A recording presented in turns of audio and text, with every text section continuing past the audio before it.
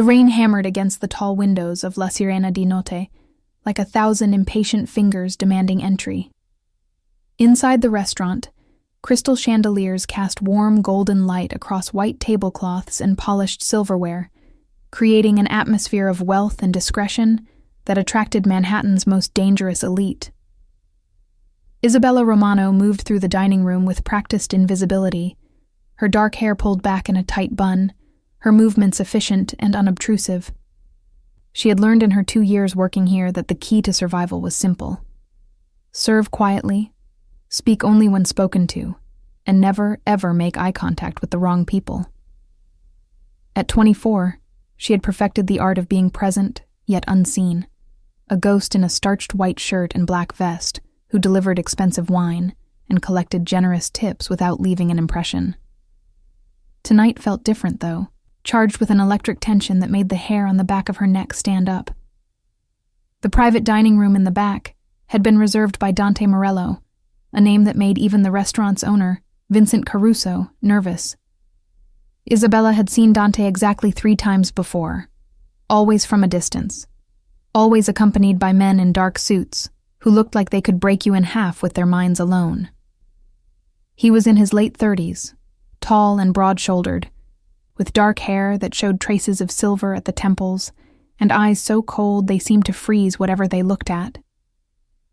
But it wasn't Dante who caught Isabella's attention during those brief glimpses.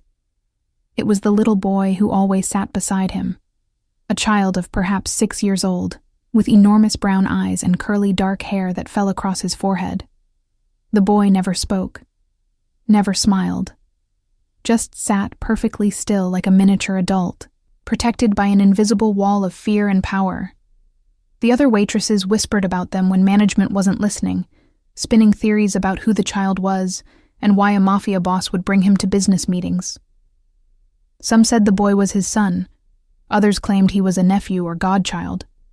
But everyone agreed on one thing. Luca Morello was untouchable, sacred, protected by the same deadly loyalty that kept his father alive in a world where trust was currency and betrayal meant death. Isabella tried not to think about it as she balanced a tray of espresso cups and navigated between tables where conversations stopped the moment she approached. She had her own problems, her own secrets, and getting curious about the guests was a luxury she couldn't afford. Her grandmother had always said that curiosity killed more than cats in their family, a warning Isabella understood better than most people would. The Romano family had fled Sicily when Isabella was just 2 years old, escaping debts and dangers that her parents never fully explained. Her grandmother, Nonna Francesca, had been the keeper of their history, the one who taught Isabella the Sicilian dialect during long afternoons in their cramped Bronx apartment, filling her head with stories of sun-drenched villages, lemon groves, and a family honor that had been lost to time and violence. Nonna had died 3 years ago, taking most of those stories with her, leaving Isabella with a language that felt like a secret handshake to a world she had never truly known. She pushed through the swinging kitchen doors, loading her tray with the last course for the private room, when Vincent grabbed her arm with surprising urgency. His round face was flushed, sweat beading at his hairline despite the restaurant's perfect temperature control. He was nervous, which meant something had gone wrong.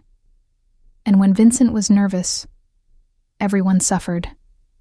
His fingers dug into her arm like claws, and she had to resist the urge to pull away, knowing that any sign of disrespect could cost her the job she desperately needed to pay off her mother's mounting medical bills.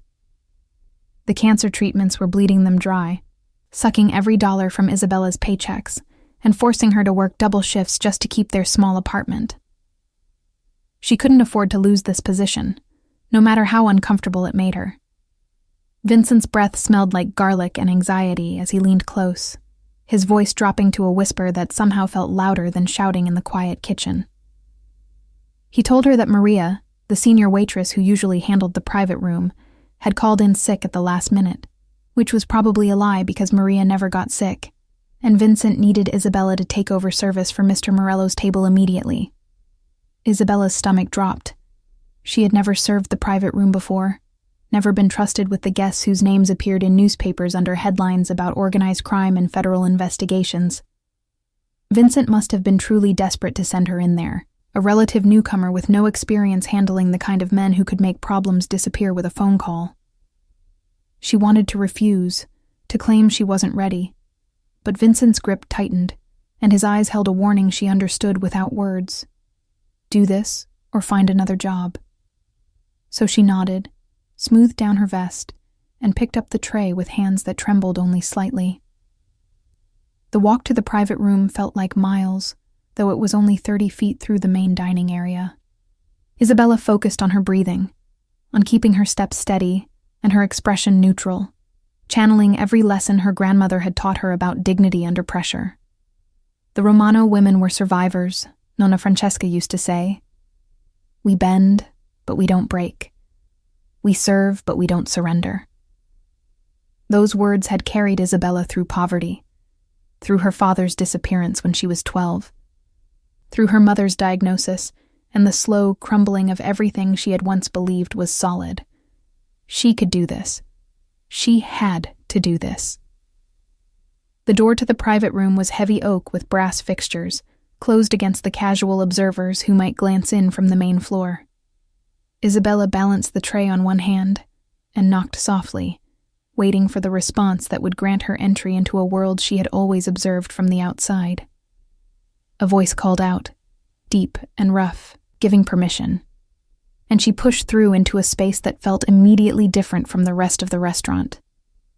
It was darker here, more intimate, with wood-paneled walls and a single long table, where 5 men sat in expensive suits that probably cost more than Isabella made in 6 months. At the head of the table sat Dante Morello, and for the first time, Isabella saw him up close. He was even more imposing than she had imagined, with sharp features that looked carved from marble, and eyes that seemed to calculate the worth of everything they touched. His suit was impeccable, navy with a subtle pinstripe, and a gold watch caught the light as he gestured while speaking to the man on his left. But it was the child beside him who drew Isabella's attention, despite her best efforts to remain focused on her task. Luca sat perfectly still in his chair, which had been raised with cushions to bring him level with the table, his small hands folded in his lap, like he was attending a funeral instead of a dinner. He wore a miniature version of his father's suit, complete with a tiny tie that someone had knotted with obvious care, and his dark eyes followed Isabella's every movement with an intensity that felt wrong for someone so young. She began serving the desserts, moving clockwise around the table, setting down plates of tiramisu and panna cotta with mechanical precision. The men barely acknowledged her presence, continuing their conversation in Italian peppered with English phrases, discussing territories and percentages and problems that needed handling. Isabella kept her eyes down, her movements smooth, becoming the invisible servant she had trained herself to be. She was almost finished, had only 2 plates left on her tray, when Luca suddenly pushed back his chair and stood up. The conversation stopped immediately. Every man at the table turned to look at the boy, and Isabella froze in place, unsure whether she should continue or retreat. Dante's hand moved toward his son, not threatening, but cautious, like he was approaching something fragile that might shatter. But Luca wasn't looking at his father. He was looking at Isabella, his enormous eyes fixed on her face with an expression she couldn't quite read. Curiosity mixed with something deeper, something that looked almost like recognition. Then he did something that made Isabella's heart skip.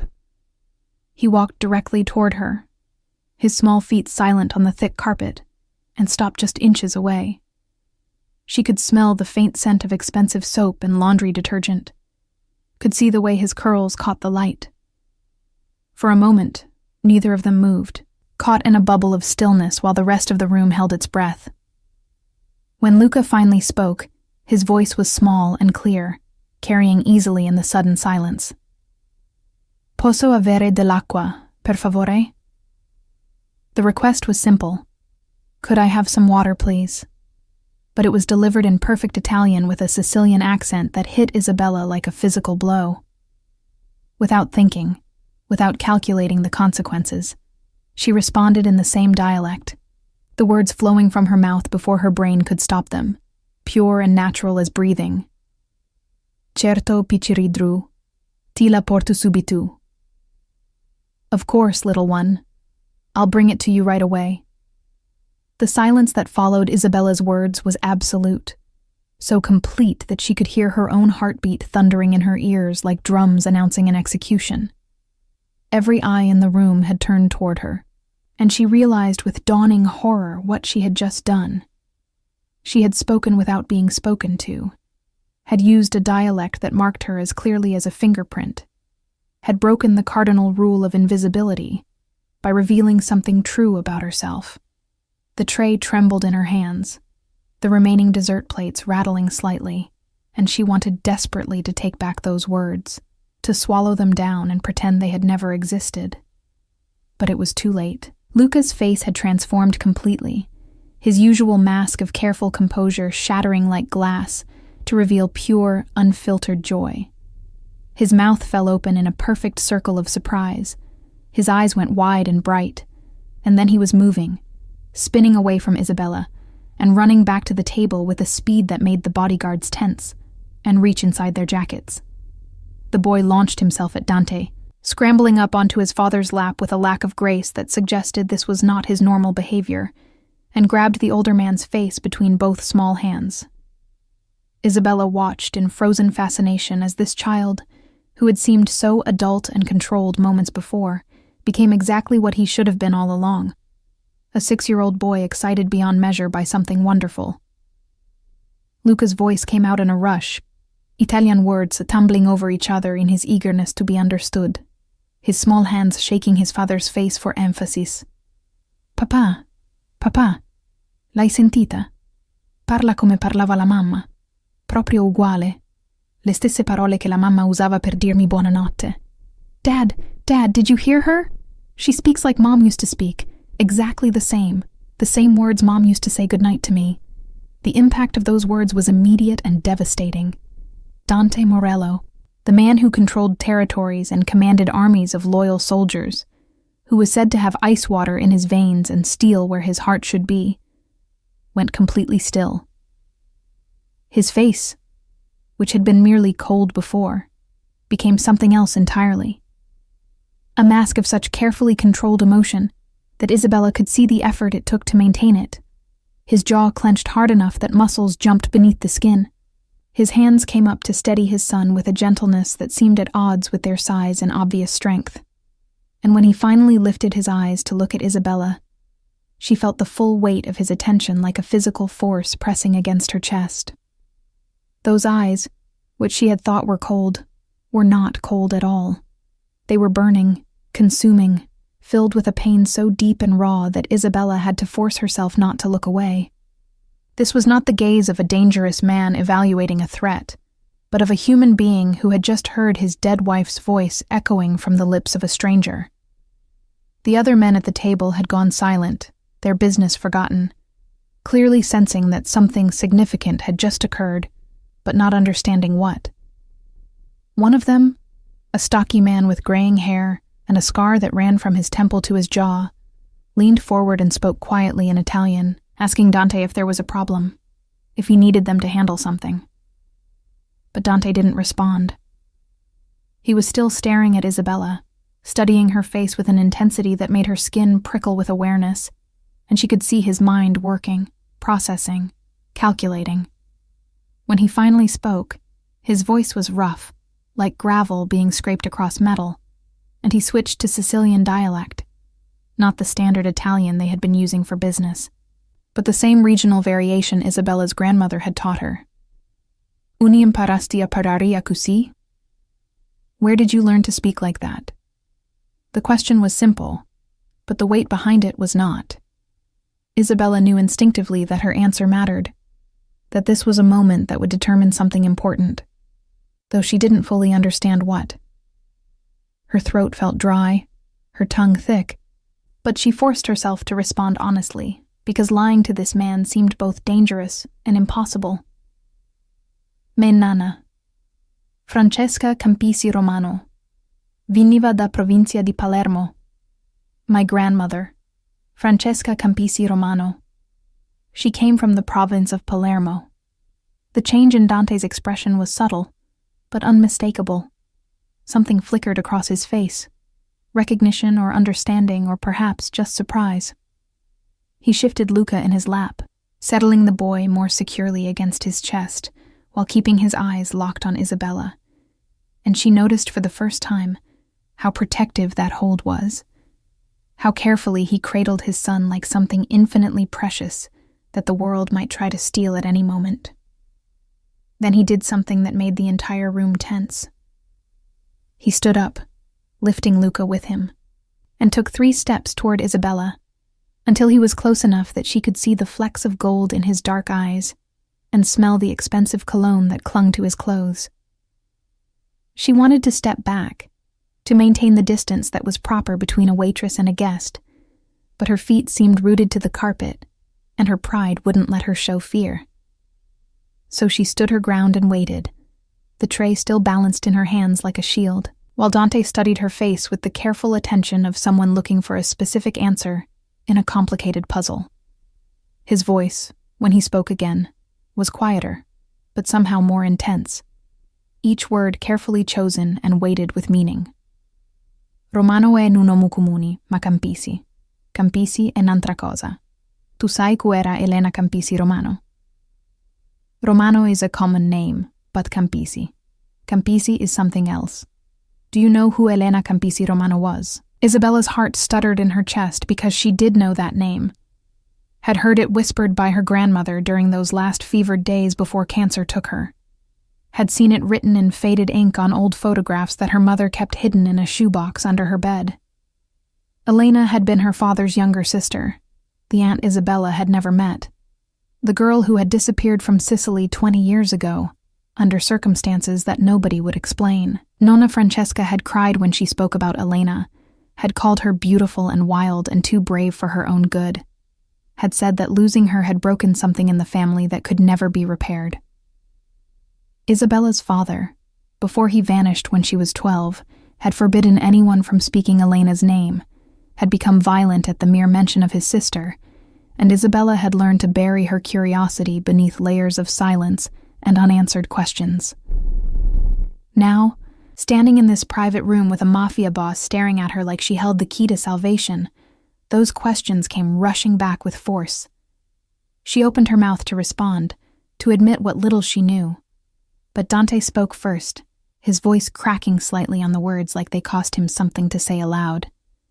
Elena era me mugieri, a mamma di Luca, moriu 3 anni fa in un accidente. Elena was my wife, Luca's mother. She died 3 years ago in an accident. The world tilted sideways. Isabella's grip on the tray loosened, and it would have crashed to the floor if one of the bodyguards hadn't lunged forward to catch it, taking it from her numb fingers with practiced efficiency. She couldn't breathe, couldn't think, couldn't process what she had just heard because it was impossible, too much of a coincidence to be real. Her missing aunt, the girl who had haunted her grandmother's final days, had been married to Dante Morello, had given birth to this beautiful, solemn child, had died just 3 years ago, which meant she had been alive this whole time, while Isabella's family believed her lost forever. The questions exploded in her mind. How had Elena ended up with a mafia boss? Why had she never contacted her family? What accident had killed her? And most importantly, why was Luca so certain that Isabella's voice sounded like his mother's? Dante must have seen something in her expression, because his face softened fractionally, the harsh lines around his mouth easing just slightly, and he reached out with his free hand to steady her elbow when she swayed. His touch was surprisingly gentle for someone with his reputation, warm through the thin fabric of her shirt, and she could feel calluses on his palm that suggested he was not merely a man who gave orders, but one who had worked with his hands.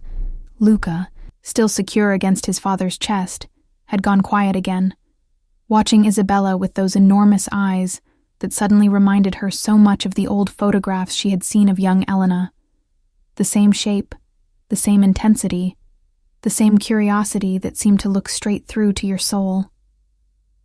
The boy reached out one small hand toward Isabella, not quite touching but hovering in the air between them, and his voice was whisper-soft when he spoke. Tu sai canzuna che mia mamma cantava? Dormi, dormi, bel bambin. Do you know the song my mom used to sing? Sleep, sleep, beautiful child. Isabella did know it. Her grandmother had sung it to her when she was small, a traditional Sicilian lullaby that had been passed down through generations of Romano women, and she had always assumed it was something universal, something every Italian family knew. But now, looking at this child's hopeful face, she understood that it was something more specific, something that connected her directly to Elena, to Luca, to a history she was only beginning to glimpse. Without conscious thought, she began to sing, her voice shaking at first, but growing stronger with each line, the Sicilian words flowing naturally despite years of disuse. Dormi, dormi bel bambin, re diretto e paladin. Dormi, dormi, sonnolenti, cato matri ti va bene. Sleep, sleep, beautiful child, direct king and paladin. Sleep, sleep, drowsy one, for your mother loves you. Luca's face crumpled, tears spilling down his cheeks in rivulets that he made no attempt to hide, and he buried his face against his father's shoulder with a sob that sounded like it had been torn from somewhere deep inside. Dante's arms tightened around his son, his own eyes suspiciously bright, and when he looked at Isabella again, there was something new in his expression. Not just pain or recognition, but a fierce, desperate hope that terrified her because she knew somehow that she had just become tangled in something far more dangerous than any mafia business. The other men at the table had risen to their feet, clearly understanding that the meeting was over, though they couldn't possibly comprehend why, and they filed out of the room with quiet efficiency, leaving Isabella alone with Dante and Luca. The door clicked shut with a finality that made her stomach clench. For a long moment, nobody spoke. The only sound in the room was Luca's quiet crying and the distant clatter of dishes from the kitchen.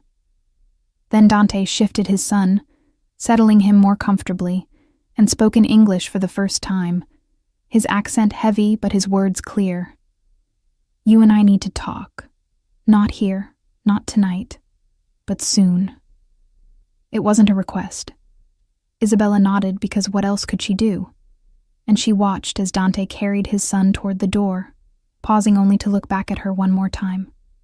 His expression was unreadable, a complex mixture of emotions she couldn't begin to untangle, but his final words were spoken in Sicilian, soft enough that she almost missed them. Grazie pi avirici ricordato che l'amore non mori mai, manco quando tutto il resto pari persu. Thank you for reminding us that love never dies, even when everything else seems lost. Isabella didn't sleep that night. She lay in her narrow bed in the tiny apartment she shared with her mother, staring at the water-stained ceiling and listening to the sounds of the city that never truly quieted. Sirens in the distance, neighbors arguing through thin walls, the periodic rumble of the subway beneath the building. Her mind replayed the evening's events on an endless loop, examining every detail, every word, every expression on Dante's face when he had looked at her like she was a ghost made flesh. The connection between them was impossible to ignore now, a thread pulled taut by fate or coincidence or something more sinister that she didn't want to name. When dawn finally crept through the threadbare curtains, Isabella dragged herself out of bed and went through the motions of her morning routine with mechanical precision, making coffee that she barely tasted and toast that sat like ash in her mouth. Her mother was still sleeping, the medication keeping her under longer each day, and Isabella was grateful for the solitude, even as she felt guilty about that gratitude. She needed time to think, to process, to figure out what she was going to do about the situation that had dropped into her lap, like a bomb with a timer she couldn't see. 3 days passed before Dante reached out. Isabella spent those days in a state of heightened anxiety, jumping every time the phone rang, scanning every car that pulled up outside the restaurant, certain that armed men would arrive to escort her somewhere she didn't want to go. But when the contact finally came, it was surprisingly mundane. A well-dressed woman in her 50s appeared at La Sirena di Notte during Isabella's shift, and handed her a cream-colored envelope with no return address. Inside was a card with an address in Brooklyn and a time, 3 o'clock tomorrow afternoon. Nothing else. No explanation, no signature, just the expectation that Isabella would understand and comply. She considered not going, considered running as far and fast as her limited funds would allow, but she knew that was pointless. If Dante Morello wanted to find her, he would find her, and refusing his invitation would only make things worse. Besides, beneath the fear and uncertainty, there was something else, a burning curiosity about her aunt, about what had happened to Elena, about why her presence seemed to have cracked something open in both Dante and Luca that neither of them could close again. So the next afternoon, Isabella took the subway to Brooklyn, following the directions on her phone through neighborhoods that grew progressively nicer until she found herself standing in front of a beautiful brownstone with window boxes full of late-season flowers and a black door with brass fixtures that gleamed in the autumn sunlight. It looked nothing like what she had expected. No obvious security, no menacing guards, just a quiet residential street where mothers pushed strollers and old men sat on stoops reading newspapers. She climbed the steps on legs that felt unsteady and rang the bell, hearing its echo deep inside the house. The door opened almost immediately, and Isabella found herself face to face with a woman who could only be Dante's mother. The same dark eyes, the same strong features, but softened by age and bearing an expression of kind curiosity rather than cold calculation. The woman smiled and gestured for Isabella to enter, speaking in lightly accented English. "You must be Isabella. I am Francesca Morello. Please come in. Dante is waiting for you upstairs." The name hit Isabella like a slap. Francesca, the same name as her grandmother, which was surely not a coincidence. She followed the older woman through a house that was surprisingly warm and lived in, with photographs covering the walls and comfortable furniture that showed signs of actual use. It was a family home, Isabella realized with some surprise, not the cold fortress she had imagined. They climbed to the second floor, where Francesca knocked gently on a closed door before opening it to reveal a room that was clearly meant for a child. Toys organized on shelves, a small bed with superhero sheets, drawings taped to the walls, and in the center of it all, Luca sitting cross-legged on the floor with a coloring book, while Dante sat in a chair nearby, looking impossibly large and out of place among the brightly colored decorations. Both of them looked up when Isabella entered, and the expression on Luca's face transformed from concentration to pure delight. He abandoned his coloring immediately and ran to her, stopping just short of actually touching, but bouncing on his toes with barely contained excitement. Dante stood more slowly, nodding his thanks to his mother as she quietly withdrew and closed the door, leaving the three of them alone in the space that felt simultaneously too small and too large for the conversation they needed to have. For a moment, nobody spoke, and Isabella felt the weight of expectation pressing down on her shoulders like a physical force.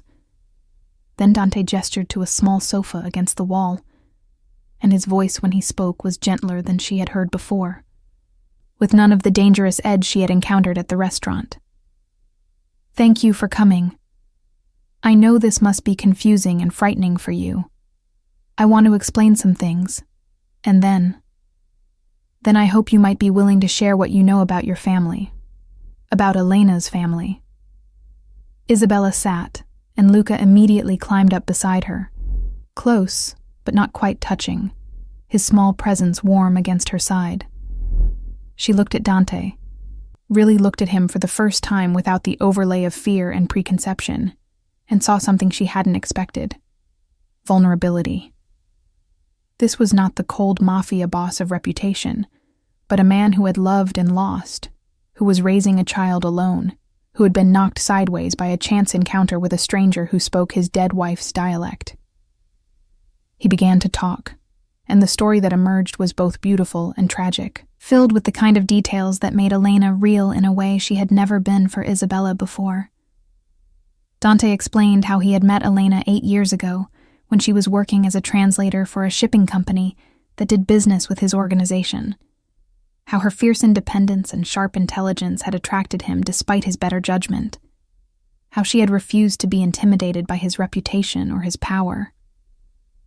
They had fallen in love against all odds, against the warnings of both their families, and had married in a small ceremony with only a handful of witnesses. Elena had never spoken much about her past, Dante admitted, his voice rough with old pain. She had told him she was from Sicily, that she had left under difficult circumstances, that her family believed her dead, and it was better for everyone if it stayed that way. He had accepted that because he understood the necessity of cutting ties, of creating new identities when old ones became dangerous, and because the look in her eyes when she spoke about it made clear that this was not a subject open for discussion. They had been happy for 4 years, he said, happier than he had any right to expect given the life he led. And then, Elena had gotten pregnant, and Luca had been born. And for a brief moment, everything had been perfect.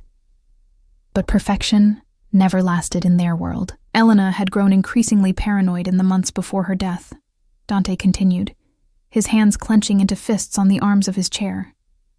She had started seeing threats everywhere, had insisted on changing their routines, had made Dante promise that if anything happened to her, he would protect Luca above all else, would raise him to know love rather than just power. He had thought she was being irrational, suffering from some kind of postpartum anxiety, and had tried to reassure her that she was safe, that he would never let anyone hurt her or their son. Then, 3 years ago, her car had gone off a bridge during a storm, plunging into the river below. The official report said the brakes had failed, a tragic accident, and Dante had been drowning in grief too deep to question the obvious answer. But now, looking back with the clarity that time and Isabella's appearance had provided, he was beginning to wonder if Elena's paranoia had been justified, if her death had been anything but accidental. Isabella listened to all of this in stunned silence, her mind racing to connect the pieces of a puzzle she had never known existed. When Dante finally fell silent, looking drained and older than his years, she took a shaky breath and shared what little she knew. Her grandmother's stories about Elena, the wild girl who had fallen in love with the wrong person and fled Sicily to escape a marriage arranged by their father, the family's grief and rage and eventual resignation that she must be dead because she never made contact. She told him about her own father's disappearance, about how Roberto Romano had walked out one day when Isabella was 12 and never come back, about the whispers that he had gone looking for Elena, that he had gotten involved with dangerous people, that he too was probably dead, though nobody would say it outright. As she talked, Dante's expression grew darker, more focused, and she could see his mind working through the implications of what she was telling him. When she finally ran out of words, he leaned forward, his elbows on his knees, and fixed her with an intense stare that made her breath catch. "Your father's name was Roberto Romano?" Isabella nodded, confused by the sudden shift in his focus. Dante was silent for a long moment, and when he spoke again, his voice was tight with controlled fury. Roberto Romano was killed 6 months after Elena died. His body was found in a warehouse in Red Hook with execution-style wounds. The police never identified him because his fingerprints and face had been destroyed. But we knew. My organization knew, because before he died, he was asking questions about Elena's accident, trying to find out if it had really been an accident or if someone had ordered it. The room spun around Isabella. Her father hadn't abandoned them. He had been murdered while trying to uncover the truth about his sister's death.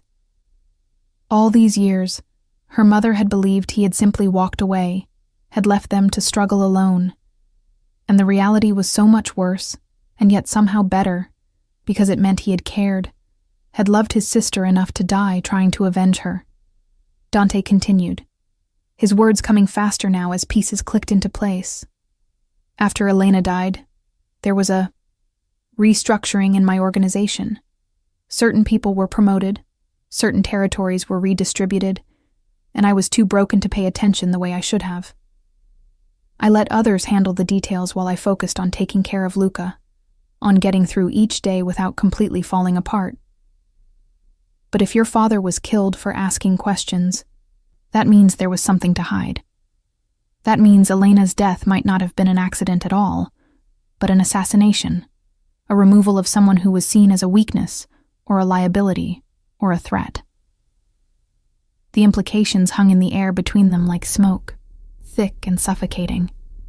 Isabella felt her hands start to shake, and Luca, who had been listening to the adult conversation with an intensity that seemed wrong for someone his age, reached out and took her hand in his small one, holding on tight like he was trying to anchor her to the present.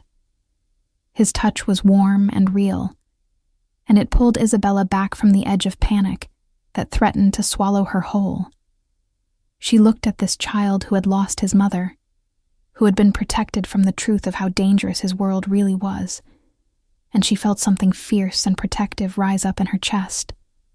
This boy deserved to know what had happened to Elena, deserved justice for the mother who had been stolen from him. And if Isabella was the key to unlocking that truth, then she would do whatever was necessary to see it through. Dante must have seen the determination in her face because his expression shifted, became something almost like approval. And when he spoke again, there was steel beneath the sadness. I need to investigate what happened to Elena properly. Need to follow the threads your father started pulling before they killed him. But I can't do it alone, and I can't do it openly without alerting whoever was responsible that I'm looking into it. I need someone who can move through places I can't go, ask questions without raising suspicion, someone who has a connection to Elena that gives them a legitimate reason to be curious about her past. He was asking her to help him, Isabella realized. He was asking her to put herself in danger by digging into a conspiracy that had already killed at least 2 people, possibly more, and she knew she should refuse, should walk away from this mess before it consumed her the way it had consumed everyone else who got too close. But when she looked at Luca, at his hopeful face, and his small hand still clasped around hers, she found she couldn't say no. This was her family, her aunt, her father, this child who carried Romano blood even if he bore the Morello name. She owed it to Elena, to Roberto, to her grandmother who had died mourning a lost daughter, to uncover the truth no matter what it cost. So Isabella nodded, and Dante's shoulders relaxed fractionally, and they began to plan. The investigation started slowly, carefully, with Isabella asking seemingly innocent questions of people who had known Elena in the years before her death. Dante provided names and addresses, connections that Isabella could approach without arousing suspicion, and she discovered that she had a talent for making people comfortable enough to share information they might otherwise have kept to themselves.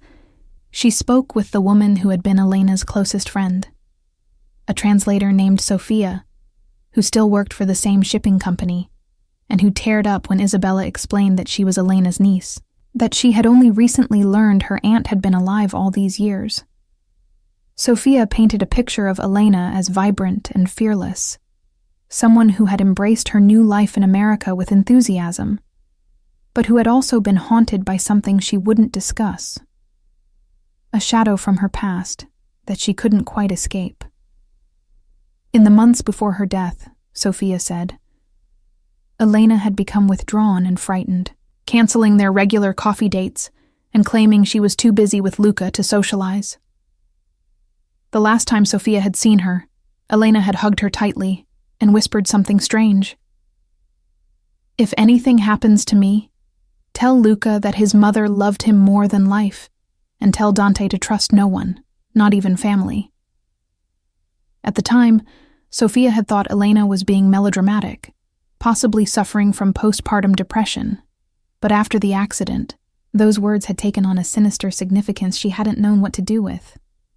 Isabella also tracked down the mechanic who had serviced Elena's car in the weeks before the crash, and he remembered her because she had been adamant about getting the brakes checked, insisting they felt wrong even though he had found nothing mechanically unsound. He had thought she was being paranoid, overly cautious the way new mothers sometimes were, but he had done the work anyway, replaced the brake pads, and bled the lines, and assured her everything was perfect. 2 weeks later, those same brakes had supposedly failed catastrophically enough to send her car through a guardrail and into the river. Each piece of information added to the growing picture of a woman who knew she was in danger, who had been trying to protect herself and her family, but who had ultimately failed to prevent the inevitable. Isabella shared everything she learned with Dante during regular meetings at the brownstone, sessions that started as formal debriefings, but gradually became something more comfortable as they grew accustomed to each other's presence. Luca was always there, becoming increasingly attached to Isabella, seeking her out the moment she arrived, and following her around like a devoted shadow. The boy would climb into her lap while she talked with Dante, would ask her to teach him Sicilian phrases that his mother had used, would beg her to sing the lullabies that were his only remaining connection to Elena's voice.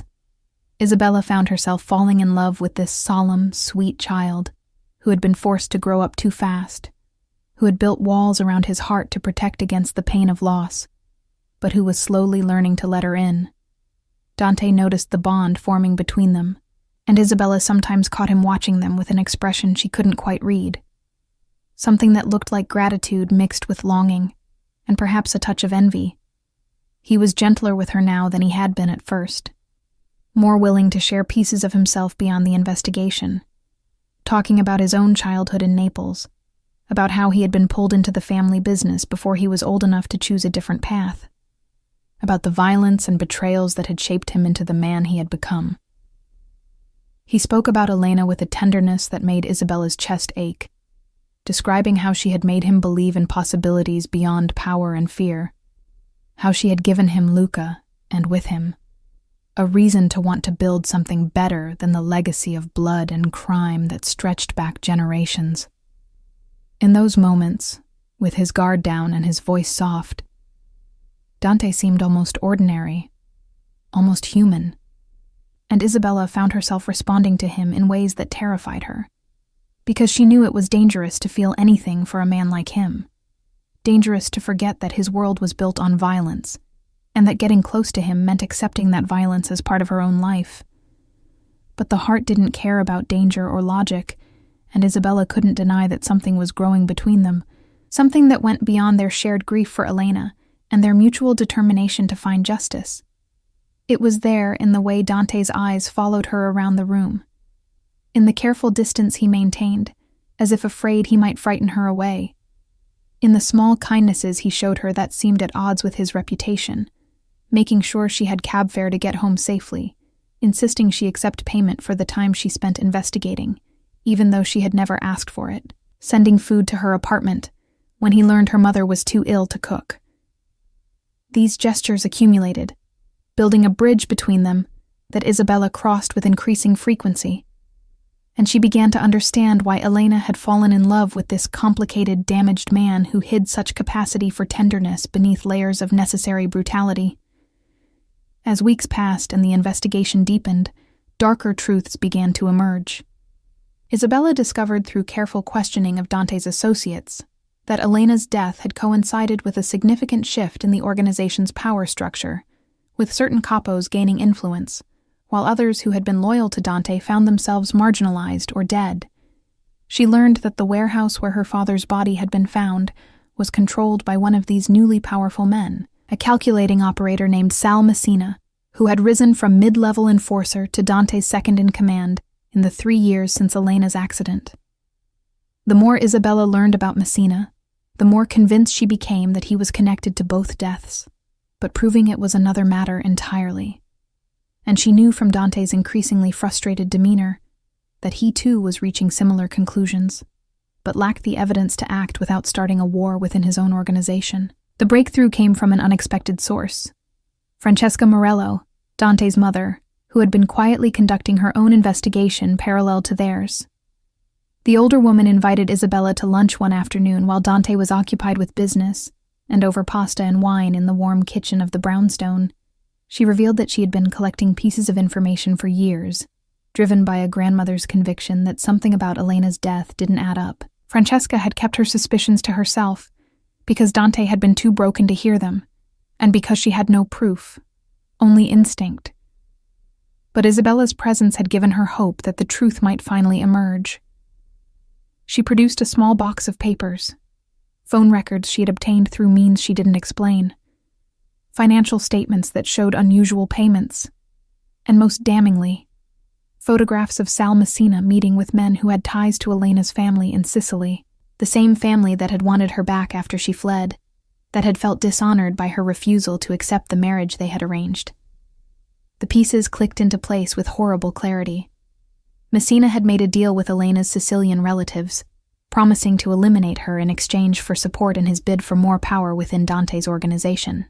Elena's death had served multiple purposes: removing a wife that some saw as a weakness for Dante, satisfying the honor-obsessed family she had fled from, and creating the chaos and grief that allowed Messina to consolidate his position while Dante was distracted by loss. And when Roberto Romano had started asking questions, Messina had eliminated him too, covering his tracks with the same ruthless efficiency that had gotten him this far. Isabella sat in that sunny kitchen holding proof of conspiracy and murder, and she felt rage crystallize in her chest like ice turning to diamond, hard and sharp and unbreakable. This man had killed her aunt, her father, had orphaned Luca, and destroyed Dante and thought he could get away with it. Thought he was clever enough to hide his crimes behind the chaos of organizational politics and the grief of those he had betrayed. She thought about Elena, young and frightened, knowing someone wanted her dead, but unable to identify the threat, unable to protect herself despite all her precautions. She thought about her father, brave and doomed, pursuing justice for his sister, and walking straight into a trap he couldn't escape. And she thought about Luca, growing up without his mother because of one man's ambition and cruelty, and the rage inside her burned hotter, demanding action, demanding retribution. When Dante came home that evening, Isabella and Francesca were waiting for him with the evidence spread across the dining room table like an indictment. They watched as he reviewed each piece, his face growing colder and harder with each revelation, until he looked less like a man and more like the dangerous predator his reputation claimed him to be. His hands trembled slightly as he set down the final photograph, and when he spoke, his voice was barely above a whisper, all the more terrifying for its softness. Sal Messina. It was Sal all along. I trusted him. I gave him power. I let him into my home, near my son, and he murdered my wife. The silence that followed was absolute, broken only by the ticking of the clock on the mantel and Luca's distant laughter from upstairs where he was playing, blissfully unaware of the storm gathering beneath him. Isabella reached across the table and placed her hand over Dante's, feeling the tension vibrating through him like electricity. And she understood in that moment that they had reached a point of no return. What happened next would define all of their futures, would determine whether justice or vengeance would prevail, whether Luca would grow up in a world governed by the same cycles of violence that had killed his mother, or whether something different was possible. Dante looked at her, really looked at her, and she saw past the cold facade to the man beneath, wounded and furious and desperate for resolution. His voice when he spoke was raw with emotion. This is not your fight, Isabella. You've done what I asked, found the truth, and I'm grateful beyond words. But what comes next? What I have to do to Messina and everyone who helped him? That's my world, my responsibility. You should walk away now. Take your mother and disappear somewhere safe. Let me handle this the only way I know how. But Isabella shook her head, her fingers tightening around his hand, and she spoke with a conviction that surprised even herself.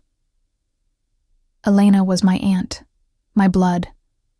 My father died trying to avenge her. This is absolutely my fight, and I'm not walking away. Not from this, and not from Luca. That boy has lost enough already. He doesn't need to lose another person who makes him feel safe and loved. Whatever you're going to do, however you're going to handle Messina, I want to be part of it. I need to be part of it, for Elena, for my father, for all of us. Something shifted in Dante's expression, a softening that made him look younger and more vulnerable, and his free hand came up to cup her cheek with a tenderness that sent shivers down her spine. When he spoke, His voice was thick with emotion. "You are extraordinary. You know that? Brave and fierce, and so much like Elena that sometimes it hurts to look at you, but also completely yourself, completely unique. If we do this, if we go after Messina together, there's no going back to your old life. You'll be part of my world, part of this family, with everything that means, the protection and the danger, the loyalty and the violence. Are you sure that's what you want?" Isabella thought about her small apartment and her dying mother, about her job at the restaurant and the mundane struggle of her ordinary life. And she realized that she had stopped belonging to that world the moment she spoke Sicilian to a 6-year-old boy and watched his father's carefully constructed walls crumble. She had crossed a line she couldn't uncross, had become entangled in something bigger and darker and more important than her own safety or comfort. And somewhere along the way, she had fallen in love, with Luca certainly, but also with this complicated, damaged man who looked at her like she was both miracle and torment, who had shown her glimpses of the person he could have been if the world had been kinder. So she nodded, and Dante's hand on her cheek trembled slightly. And then he was leaning forward, closing the distance between them, and his lips touched hers with a gentleness that seemed impossible, given everything he was, everything he had done. The kiss was brief, barely more than a brush of contact, but it sealed something between them, a promise, or perhaps a warning that they were in this together now, bound by more than just shared purpose. Francesca cleared her throat from the doorway where she had discreetly withdrawn, and they broke apart, both slightly flushed, while Dante's mother smiled with a knowing expression that suggested she had seen this coming long before either of them had admitted it to themselves. She spoke in Italian, her voice warm with approval. "Your father would have liked her, Dante. She has the Romano fire, the same strength that Elena had. Don't let pride or fear keep you from holding on to what you've found here, because second chances are rare in our world, and you've been given something precious." The next 2 weeks were a careful dance of preparation and strategy as Dante orchestrated the downfall of Sal Messina with the precision of a master conductor, leading a lethal symphony. Isabella watched in fascinated horror as the man she had grown to care for transformed into the cold, calculating boss his reputation promised, moving pieces across a board only he could see, building a case that would justify Messina's execution, not just to Dante himself, but to the organization's ruling council that would need to approve such a significant action.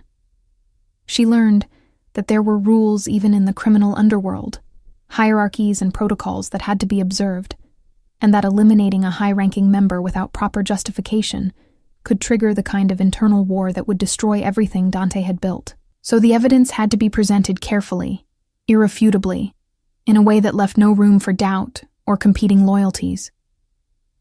Isabella's role in this deadly theater was complex and multifaceted. She became the living proof of Elena's Romano lineage, the connection that explained why Messina might have made deals with Sicilian families, and her father's murder became the thread that tied everything together into a narrative of betrayal and ambition that even the most skeptical council members couldn't dismiss. Dante coached her on what to say and how to present herself, but he also trusted her intelligence and instincts, allowing her to speak with her own voice rather than trying to script every word. She met with council members in carefully orchestrated encounters, sharing her story with a quiet intensity that made her grief and anger palpable, and she watched as hardened criminals who had seen every kind of violence found themselves moved by the tragedy of a family, destroyed by one man's greed. Throughout this process, Isabella continued spending time with Luca, maintaining the illusion of normalcy for the child who had already experienced too much loss. She read him stories and helped with homework, taught him more Sicilian phrases, and answered his endless questions about his mother with an honesty tempered by age-appropriate caution. Luca had begun calling her Zia Isabella, Aunt Isabella, a title that made her heart clench every time she heard it, because it acknowledged the blood connection between them, while also creating a bond that went beyond mere genetics. This boy needed her, and she needed him, and together they were building something that felt like family, even though the foundation was laid on secrets and violence and grief. Dante watched these interactions with an expression that Isabella was learning to read, recognizing the way his features softened when he looked at them together, the way his shoulders relaxed fractionally, as if some burden he carried grew temporarily lighter. He had started touching her more. Casual contacts at first, a hand at the small of her back when guiding her through doorways, fingers brushing hers when passing documents, shoulders bumping when they sat together reviewing evidence. These touches accumulated, building a physical awareness between them that hummed with potential energy, and Isabella found herself hyper-aware of his proximity, of the scent of his cologne and the warmth radiating from his body, and the way his voice dropped lower when he spoke to her alone. They hadn't kissed again since that first time in the dining room, both of them holding back as if by unspoken agreement that they needed to resolve the Messina situation before allowing themselves to explore whatever was growing between them. The confrontation, when it finally came, was both anticlimactic and terrifying in its cold efficiency. The council meeting was held in a private room at a social club in Staten Island, with 8 men seated around a long table, while Dante presented his case with the controlled fury of someone who had been wronged in the most fundamental way possible. Isabella sat beside him, her hands folded in her lap to hide their trembling, while Messina stood across the table looking progressively more trapped as each piece of evidence was revealed. He tried to bluster, to deflect, to claim that the accusations were fabrications designed to eliminate a political rival, but the phone records and financial statements and witness testimonies were too comprehensive, too damning, and his denials rang hollow, even to his own ears. The council deliberated for less than 10 minutes before returning their verdict. Messina had violated sacred rules of the organization by plotting against a boss's family, and the penalty was death. The sentence would be carried out immediately, in the traditional manner, and no one would speak his name again, except as a cautionary tale about the consequences of betrayal. Isabella watched as Messina's face drained of color, as he looked around the table seeking support that didn't exist, and then as 2 large men stepped forward to escort him from the room toward whatever end awaited him in the building's basement. Dante didn't follow, didn't need to witness the execution he had orchestrated, but his hand found Isabella's under the table and squeezed with a pressure that spoke of relief and rage and grief all tangled together.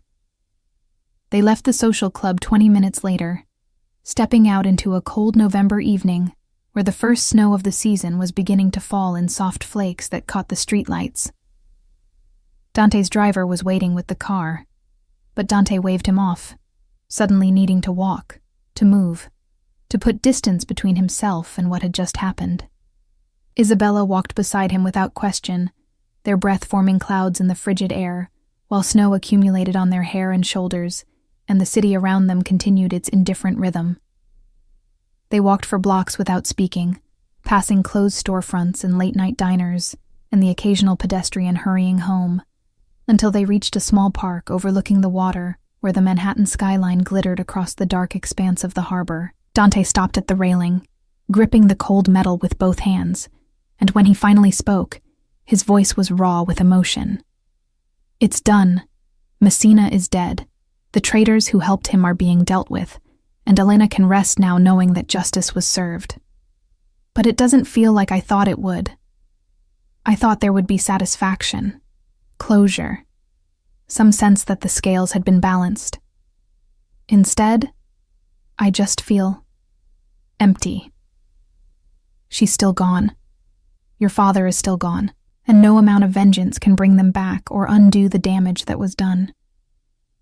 Isabella moved to stand beside him, close enough that their shoulders touched, and she stared out at the water while choosing her words carefully.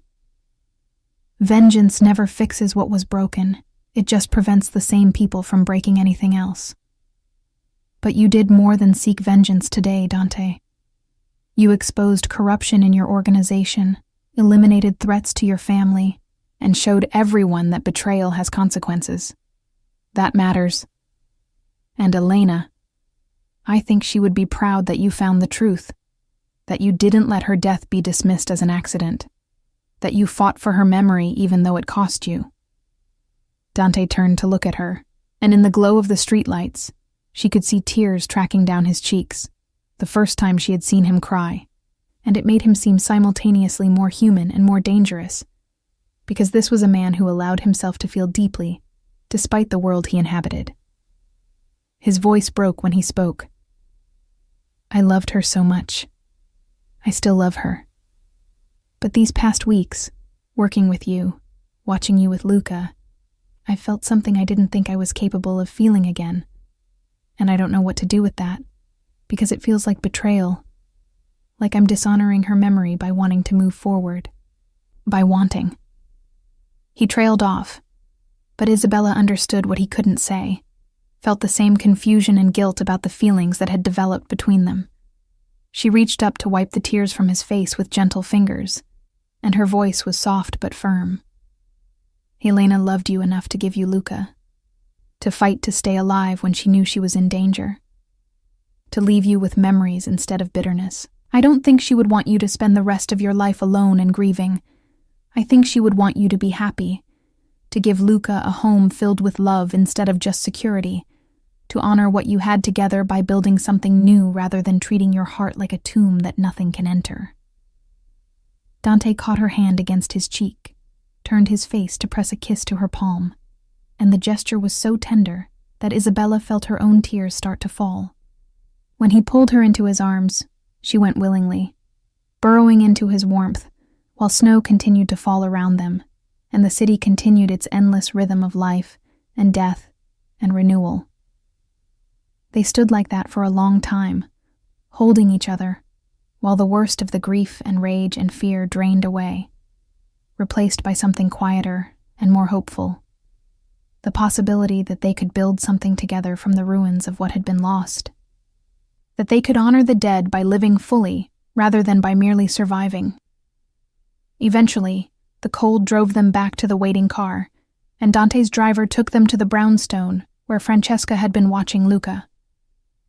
The boy was already asleep, exhausted from a day at school and an evening of play, but he woke briefly when Isabella came to check on him, his sleepy eyes focusing on her face with trust and affection. He reached out to her, and she sat on the edge of his bed, smoothing his dark curls while he mumbled something in Italian about a dream he'd been having. Then, with the unfiltered honesty of childhood, he asked the question that had been building for weeks. Zia Isabella, are you going to stay with us? Like, stay, not just visit? Isabella looked up to find Dante standing in the doorway, watching them with an expression that was equal parts hope and fear, waiting for her answer. She thought about her mother, who was being cared for in a facility Dante had quietly arranged and paid for without being asked, who was finally receiving the treatment she needed without the crushing burden of debt. She thought about her tiny apartment that had never felt like home, about the restaurant job that had been nothing more than survival, about the life she had been living that felt hollow compared to the richness and danger and love she had found here. And she thought about this child who looked at her like she hung the moon, and this man who had shown her that even damaged people could heal if they found the right reason. And she knew that her answer had been decided long before the question was asked. Yes, Pichiridru, she said softly, using the Sicilian endearment that Luca loved. I'm going to stay. If that's what you want, and if your papa agrees, then this is my home now, and you're my family. Luca's face split into a grin of pure joy, and he threw his arms around her neck with the wholehearted enthusiasm of children who haven't yet learned to guard their emotions. Over his shoulder, Isabella met Dante's eyes, and the expression she saw there made her breath catch. Gratitude and desire, and something deeper that neither of them was quite ready to name. But that felt inevitable, like gravity or sunrise or any other force of nature that couldn't be resisted no matter how hard you tried. The transition from Isabella's old life to her new one happened with surprising speed, as if the universe had been waiting for her decision before setting everything in motion. She moved out of her cramped apartment within a week, bringing only her most precious possessions: her grandmother's photographs, some books, the few pieces of jewelry that had survived their family's various upheavals, to the brownstone that was now officially her home. Francesca welcomed her with open arms and practical efficiency, showing her to a room on the 3rd floor that had been hastily but thoughtfully prepared, with fresh paint and new curtains, and a comfortable bed that felt impossibly luxurious after years of sleeping on a worn-out mattress in a building where the heat barely worked. The older woman made it clear that Isabella was family now, not a guest or an employee, and that she was expected to make herself at home in every sense of the word. Luca was ecstatic about the arrangement, following Isabella around like a devoted puppy, and insisting on showing her every toy, every book, every corner of the house, as if she hadn't already spent countless hours there over the past weeks. He chattered constantly in a mixture of English and Italian, his enthusiasm boundless, and Isabella found herself laughing more in those first few days than she had in years. The boy's joy was infectious, healing something inside her that she hadn't realized was broken, and she understood why Elena had been willing to risk everything to protect this child, why Dante would kill or die to keep him safe. Dante himself was more reserved about the new living arrangement, maintaining a careful distance that Isabella recognized as an attempt to give her space and time to adjust. He was unfailingly polite, unfailingly considerate, treating her with a respect that bordered on formality except during those moments when Luca demanded they all do something together and the walls temporarily came down. They read bedtime stories as a trio, Dante and Isabella sitting on opposite sides of Luca's bed, while the boy picked stories he wanted to hear. They ate family dinners that Francesca insisted on, gathering around the kitchen table rather than in the formal dining room, because, as she said, families ate together and shared their days with each other. They took walks in the neighborhood on weekends, Dante's security team following at a discreet distance while Luca ran ahead, pointing out dogs and collecting interesting leaves, and generally being the normal, happy child he should have been all along. During these activities, Isabella and Dante would exchange glances over Luca's head, small moments of connection that spoke volumes about the awareness building between them. But Dante never pushed, never presumed, and Isabella found herself both grateful for his restraint and frustrated by it, because the tension between them was becoming almost unbearable. She would catch him looking at her when he thought she wasn't paying attention, his expression unguarded and hungry, and she knew her own face probably showed the same longing. They were dancing around each other, held back by grief and guilt, and the fear of moving too fast. But the inevitable conclusion was becoming harder to avoid with each passing day. The breaking point came on a cold December evening, nearly 3 months after that first encounter in La Sirena di Notte, when Luca had been put to bed and Francesca had retired to her own suite, leaving Isabella and Dante alone in the living room, with a fire crackling in the fireplace and snow falling heavily outside the windows. They had been reviewing some business documents. Dante had started including her in certain aspects of the legitimate side of his operations, valuing her intelligence and fresh perspective. But the work was complete, and the silence between them stretched with the weight of everything unsaid. Finally, Dante set down his glass of whiskey and turned to face her fully, his expression serious. "Isabella, we need to talk about what this is, what we're becoming. I care about you, more than I should probably admit. But I need to know where your head is at, what you want from this situation, because I can't keep pretending that having you here is just about Luca, or about honoring Elena's memory, or about anything other than the fact that I'm falling in love with you. And I don't know if that's okay, or if I'm putting pressure on you that you don't want." The admission hung in the air between them, brave and vulnerable, and Isabella felt her heart racing because this was the moment where everything changed, where they either moved forward together or retreated to safer, lonelier ground. She thought about all the reasons why this was complicated. Elena's memory, the dangerous world Dante inhabited, the fact that she had only known him for 3 months, and most people would call that too soon to make life-altering decisions. But she also thought about how safe she felt here, How right it felt to be part of Luca's life. How Dante made her feel seen and valued in ways she had never experienced before. And she thought about her grandmother's stories of great loves that defied logic and convention, of Romeo and Juliet, minus the tragedy, of people who found each other against all odds and built something beautiful from unpromising circumstances. So Isabella stood and crossed the space between them, took Dante's face between her hands the way Luca had done that first night, and looked directly into his eyes when she spoke. I'm falling in love with you too. Maybe I have been since that first moment when you looked at me like I was a ghost and a miracle at the same time. I know it's fast. I know it's complicated. I know there are 1,000 reasons why this might be a terrible idea. But I also know that I've never felt more alive than I do here, with you and Luca.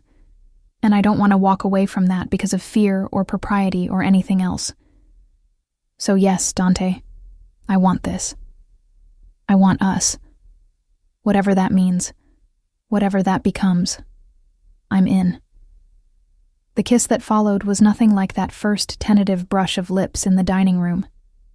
This was heat and hunger and desperation, months of tension finally released, and Isabella found herself pressed back against the couch with Dante's weight solid and warm above her, while the fire crackled and snow fell, and the world outside ceased to matter. They made love with a passion that felt both urgent and reverent, taking their time despite the need, learning each other's bodies with careful attention. And when it was over, they lay tangled together in the firelight, breathing hard and slightly stunned by the intensity of what they had just shared.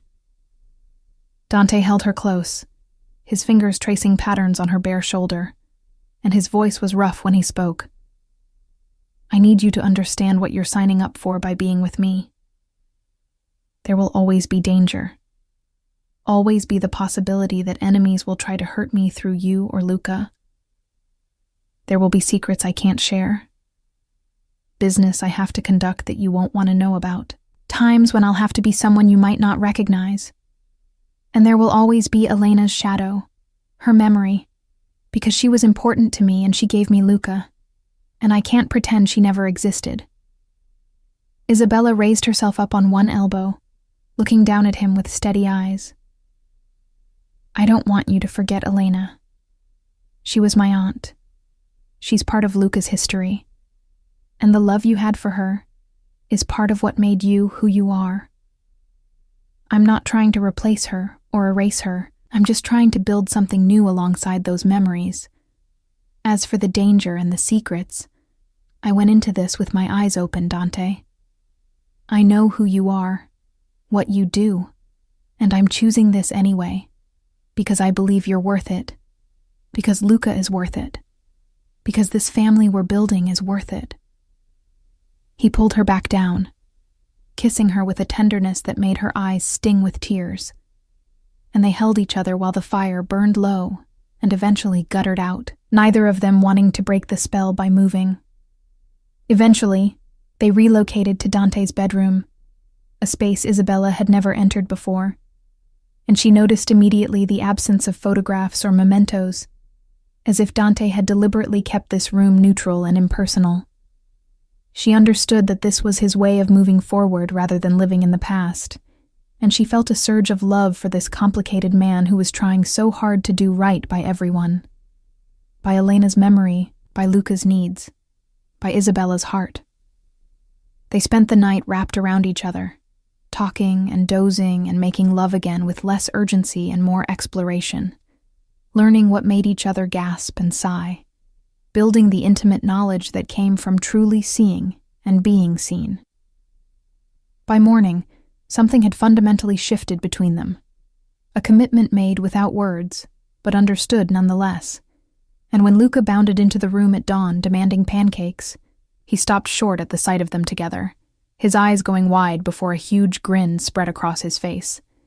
He launched himself onto the bed with zero hesitation, wedging himself between them and announcing that this was the best morning ever, because now they were a real family like the ones on TV. The months that followed were a period of adjustment and joy, as they figured out how to blend their lives together into something cohesive. Isabella officially adopted a role in Dante's legitimate businesses, using her education and natural intelligence to help manage the shipping company where Elena had once worked, finding fulfillment in work that challenged her while remaining mostly separate from the darker aspects of Dante's world. She and Dante were married in a small ceremony that spring, with only family and close friends in attendance, and Luca served as ring-bearer with such serious dedication that everyone fought back tears of laughter and love. The wedding was held in the garden behind the brownstone, with flowers blooming and sunlight streaming through the trees, and when the priest asked if anyone objected, Luca had stood up with perfect comic timing and announced that he objected to there not being cake yet, breaking the tension and making everyone laugh. Isabella became Mama Isabella to Luca, a compromise they had reached after long discussions about respecting Elena's place in his heart, while also acknowledging the maternal role Isabella had assumed. The boy seemed to understand instinctively that he could love both his mothers, that honoring Elena's memory didn't mean he couldn't accept Isabella's love, and his adjustment to the new family structure was remarkably smooth. He started doing better in school, his teachers commenting on how much happier he seemed, how much more willing he was to participate and make friends. And Isabella and Dante would exchange proud glances at parent-teacher conferences like any normal couple celebrating their child's success.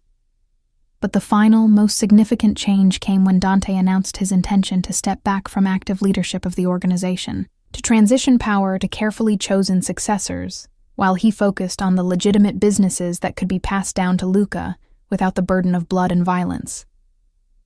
It was a process that would take years, requiring careful planning and political maneuvering to ensure that his enemies didn't interpret the transition as weakness. But Dante was determined to build a legacy that didn't end in prison or assassination. He wanted to be there to walk Luca down the aisle at his wedding someday, to meet his grandchildren, to grow old with Isabella without constantly looking over his shoulder. And he was willing to work for that future with the same determination he had once applied to building criminal empire. As part of this transition, Dante decided to honor Elena's memory in a concrete way that would benefit others who had suffered as she had. He established a foundation dedicated to helping women and children escape dangerous situations, providing resources for those fleeing abusive relationships or organized crime connections, and he named Isabella as the director of the project because she understood better than anyone what it meant to be caught between worlds, to need an escape route, but have nowhere to turn. The Foundation's flagship project was an orphanage and community center in Palermo, Sicily, built in the neighborhood where Elena had grown up, offering hope and opportunity to children who might otherwise be recruited into the same criminal life that had ultimately killed her. The grand opening of the Palermo Center happened on a brilliant June day, 2 years after that first encounter in the restaurant, and the entire family traveled to Sicily for the ceremony.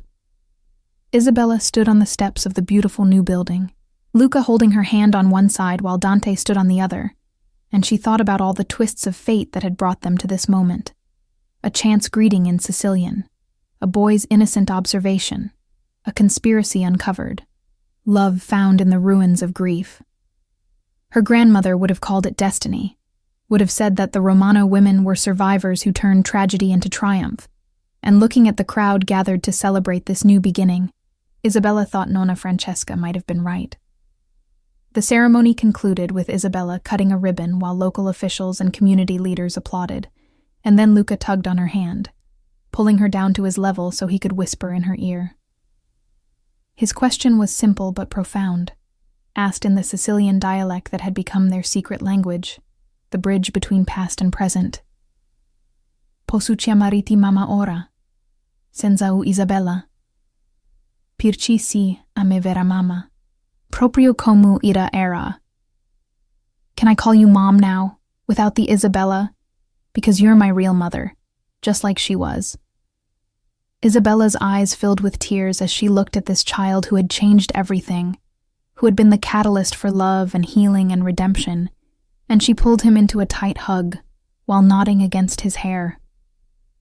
Over his shoulder, she met Dante's eyes and saw in them the same emotion she felt: gratitude and love, and the kind of peace that came from knowing you had finally found your place in the world. When they finally separated, Dante crouched down beside them and added his own arms to the embrace, creating a circle of 3 that felt complete and right. And he spoke in Sicilian, his voice thick with emotion but strong. La famiglia è tornata a casa. Elena, to patri, tu uccidi che perdiru u camino. Tutti hanno trovato riparuca, into l'amore caristao. The family has come home. Elena, your father, all those who lost their way. They've all found shelter here, in the love that remained.